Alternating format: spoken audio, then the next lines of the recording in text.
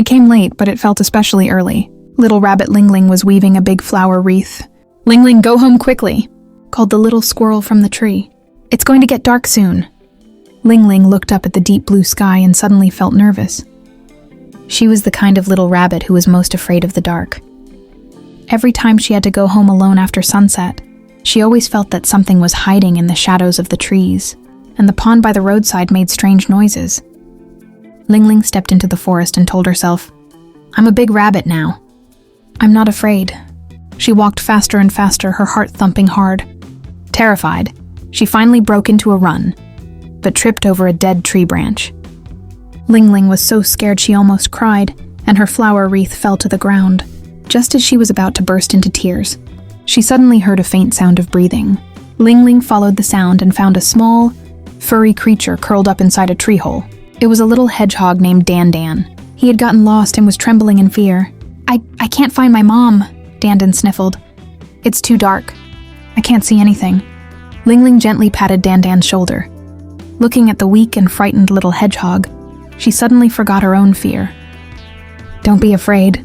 I know the way. Follow me, I'll take you home," said Lingling. So she became the guide. To keep Dan from being scared, Lingling talked all along the way. "See that shaking shadow? It's just the grass moving in the wind. And those scary shapes? They're only the shadows of tall trees." As Lingling comforted Dan, she realized she wasn't so afraid anymore. When they passed by the pond that had been making strange noises, Lingling finally saw the truth. It wasn't anything scary at all. Just frogs playing a jumping game in the water. The splashing sounds turned out to be the little frogs jumping into the water and playing. Lingling and Dan said goodbye to the frogs and continued on their way. The forest looked especially beautiful at night. Fireflies lit up the path ahead, and the owl quietly guarded the peace of the night. Lingling wasn't afraid anymore. After safely bringing Dan home, the 4 hedgehog mothers hugged Dan tightly and thanked Lingling. They gave her a beautiful firefly lamp as a gift.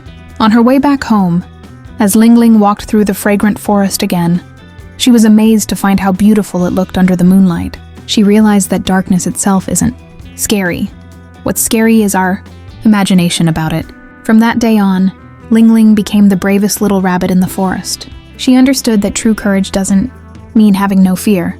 It means moving forward, even when you're afraid, for the sake of those who matter, and for yourself.